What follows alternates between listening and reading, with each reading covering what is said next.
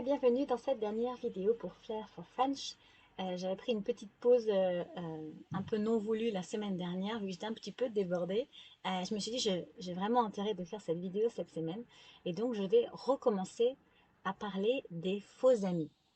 Donc, comme d'habitude, je vais vous donner trois faux amis, trois mots qu'on va utiliser en français et en anglais qui ont peut-être la même orthographe ou même la même prononciation pratiquement mais qui n'ont rien à voir au niveau du sens. Le premier mot dont je vais vous parler, c'est le mot coin en anglais. Coin en anglais, qu'on prononcerait coin en français.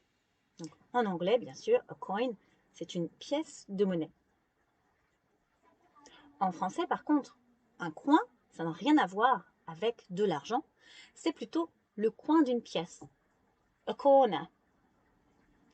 Le second mot d'aujourd'hui, c'est le mot store, qui est pratiquement pareil au niveau prononciation. A store et un store. En anglais, a store, bien sûr, c'est un magasin. En français, un store, c'est un type de rideau.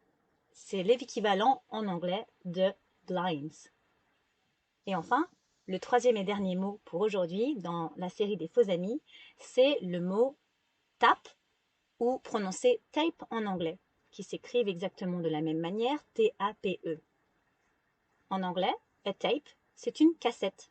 Ça peut être une petite cassette comme on avait dans les années 80 et début 90, ou ça peut être bien sûr une cassette qu'on utilise pour regarder des vidéos, encore une fois, plutôt dans les années 80 et 90. Une tape, au contraire, en français, ça n'a rien à voir. Une tape, c'est une petite claque. Ça, c'est une tape.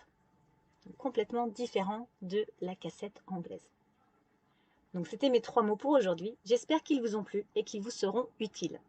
Comme d'habitude, si vous ne l'avez pas encore fait, n'hésitez pas à vous abonner à ma page YouTube et bien sûr à partager la vidéo si vous pensez que des proches ou des amis l'apprécieraient aussi. Au revoir et passez un très bon week-end. À bientôt.